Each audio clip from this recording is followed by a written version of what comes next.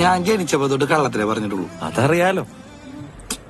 Cake ും അമിത്ഷായുമായിട്ടും യോഗി ആദിത്യനാഥുമായിട്ടും സംസ്ഥാന മുഖ്യമന്ത്രിയായിരിക്കുന്ന ശ്രീ പിണറായി വിജയൻ വെച്ച് പുലർത്തുന്ന ബന്ധവും അവർ അദ്ദേഹത്തിന് ഒരുക്കുന്ന സംരക്ഷണ കവചവും ഈ തെരഞ്ഞെടുപ്പിൽ കൂടി പിണറായി വിജയനെ അധികാരത്തിലെത്തിച്ച് അവരുടെ ഹിന്ദുത്വ അജണ്ട, അവരുടെ വർഗീയ അജണ്ട നടപ്പിലാക്കാനുള്ള ദേശീയ തലത്തിലുള്ള BJP നേതൃത്വത്തിന്റെ നയങ്ങളുടെ കൂടി പ്രതിഫലനമാണ് ഇവിടെ പിണറായി വിജയൻ നടപ്പിലാക്കിക്കൊണ്ടിരിക്കുന്നത്. യോഗി ആദിത്യനാഥിനെ സംബന്ധിച്ച് ശ്രീ എം ലിജു പറഞ്ഞ ചില കാര്യങ്ങളുണ്ട്. വർഗീയവാദി, വിശ്വാസം, പാറോല, ഇങ്ങനെ ചില കാര്യങ്ങൾ.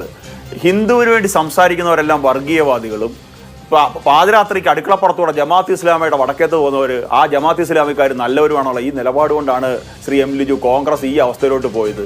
2014 നിങ്ങളെ 44 സീറ്റിലേക്ക് ഈ നാട്ടിലെ ജനങ്ങൾ, ബഹുഭൂരിപക്ഷം വരുന്ന ജനങ്ങൾ നിങ്ങളെ 44 സീറ്റിലേക്ക് വിട്ട ഈ ഒരു നിലപാട് കൊണ്ടാണ്. നിനക്ക് ഇതിന്റെ വല്ല ആവശ്യം ഉണ്ടായിരുന്നു? 35 വർഷം UP ഭരിച്ചിരുന്നവരാ നിങ്ങൾ. ഇപ്പൊ എവിടെയുണ്ട്?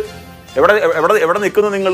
നാട്ടിലുള്ള സകല ആൾക്കാരെയും കൂട്ടിയണക്കെ കിട്ടിയത് 99 സീറ്റാണ്. പിന്നെയും വന്നിരുന്നില്ല. പാണ്ടിലോറിക്ക് മുമ്പിൽ മാക്രി മസിൽ പിടിച്ചിരിക്കുന്നവർ വന്ന് പിടിച്ച് നിൽക്കരുത്. ഞങ്ങളൊക്കെ വർഗീയവാദികൾ, ജമാഅത്ത് ഇസ്ലാമിയും നിങ്ങൾക്ക് വേണ്ടി ടോശാനോ പാടുന്ന സകല തീവ്രവാദ ശക്തികളും നിങ്ങൾക്ക് നല്ല ആൾക്കാർ.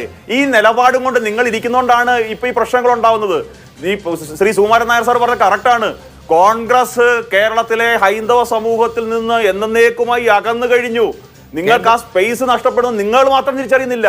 നിങ്ങൾ ഇപ്പോഴും ജമാഅത്ത് ഇസ്ലാമിയുടെ തിണ്ണനിറങ്ങിക്കൊണ്ടിരിക്കുകയാണ്. ഇവിടെയാണ് നിങ്ങളുടെ പ്രശ്നം. അവിടെയാണ് നിങ്ങൾ ഹിന്ദുവിന് വേണ്ടി സംസാരിക്കുന്ന യോഗി ആദിത്യനാഥ് ഒരു സന്യാസിയെ വന്നിരുന്നിട്ട് വർഗീയവാദികളാക്കും, മറ്റുള്ളവരെ നിങ്ങൾ നല്ലവരാക്കി മാറ്റും. അവമാനിക്കരുത്. ഞാൻ നല്ലൊരു കുടുംബത്തിൽ പറഞ്ഞവനാണ്. നീ നല്ല കുടുംബത്തിൽ പറഞ്ഞു, ഞാൻ പിന്നെ മറ്റേ കുടുംബത്തിൽ പറഞ്ഞാണല്ലോ. ഈ നിലപാടാണ് നിങ്ങൾ ഇങ്ങനെ താഴേക്ക് കൊണ്ടുപോകുന്നത്. ഇതുവരെ തിരിച്ചറിഞ്ഞിട്ടില്ല. അത് നിങ്ങൾ ആദ്യം മനസ്സിലാക്കിക്കൊള്ളുക.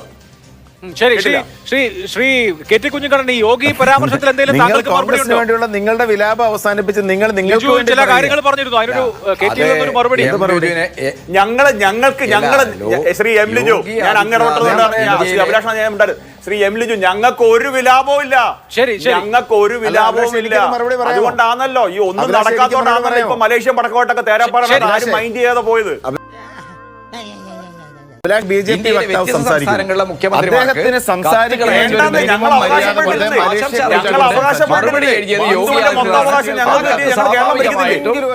സ്വാഭാവികമായിട്ടും നിങ്ങൾ വന്നിരുന്ന് പിന്നെ വർഗീയവാദി മറ്റേവാദി എന്നൊക്കെ പറഞ്ഞ് ഞാനിവിടെ കേട്ടോണ്ടിരിക്കുന്നു. നിങ്ങൾ കരുതിയോ? നിങ്ങൾ വന്നിരുന്നു സംസ്ഥാന മുഖ്യമന്ത്രി വർഗീയവാദി പറഞ്ഞ് ഞാനിവിടെ കേട്ടു. അതുകൊണ്ട് അങ്ങനെ പറയാൻ ഫാക്ട് ഉണ്ടെങ്കിൽ നിങ്ങൾ പറയുക. നിങ്ങൾക്ക് പറയാൻ ഫാക്ട് ഉണ്ടെങ്കിൽ നിങ്ങൾ പറയുക. കളികളെ ആരും നീന്താൻ പഠിപ്പിക്കാറില്ല. തലച്ചോറുള്ള അച്ഛന്റെ മോനാവുമ്പോ എല്ലാവരും തനിയെ പഠിച്ചോളും. അതിന് പകരം വന്നിരുന്നിട്ട് ഈ ചർച്ചയെ പോലും ഇല്ലാത്ത അല്ലെങ്കിൽ എവിടെയോ സംസ്ഥാന മുഖ്യമന്ത്രിയെ പറ്റി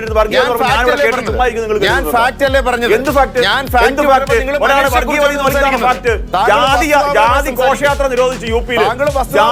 ജാതി പറഞ്ഞുള്ള ഘോഷയാത്ര നിരോധിച്ചു യുപിയിൽ. അപ്പോഴാണോ നിങ്ങളുടെ വർഗീയവാദം? ജാതി പറഞ്ഞുള്ള ഘോഷയാത്ര അപ്പോഴാണ് നിങ്ങളുടെ വർഗീയവാദം. അതുകൊണ്ടാണ് ഇപ്പോഴും നാട്ടിലുള്ള മുഴുവൻ പേരെയും കൂട്ടി കൂട്ടക്കെട്ട് നടക്കുന്നത്.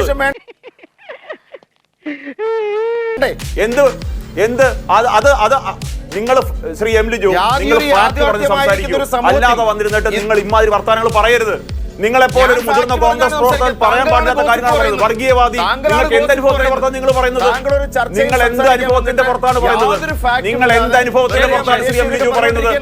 നിങ്ങൾക്ക് എന്ത് അനുഭവത്തിന്റെ പുറത്താണ്? നിങ്ങൾക്ക് കാണിക്കാൻ സാധിക്കുമോ? നിങ്ങൾക്ക് കാണിക്കാൻ സാധിക്കുമോ? നരേന്ദ്രമോദി സർക്കാരിന്റെ ഹിന്ദുക്കൾക്ക് വേണ്ടിയിട്ട് ശ്രീ എം ലിജു, നരേന്ദ്രമോദി സർക്കാരിന്റെ ഹിന്ദുക്കൾക്ക് വേണ്ടിയിട്ട് മാത്രം ഒരു പദ്ധതി നിങ്ങൾക്ക് കാണിക്കാൻ സാധിക്കുമോ? ശരി, നമുക്ക് അടുത്ത ദിവസം ഇതൊക്കെ ചർച്ച ചെയ്യാം. സമയം കഴിഞ്ഞു. ചർച്ചയ്ക്കുള്ള സമയം. സർ, ആക്ച്വലി എന്താ സർ സംഭവിച്ചത്?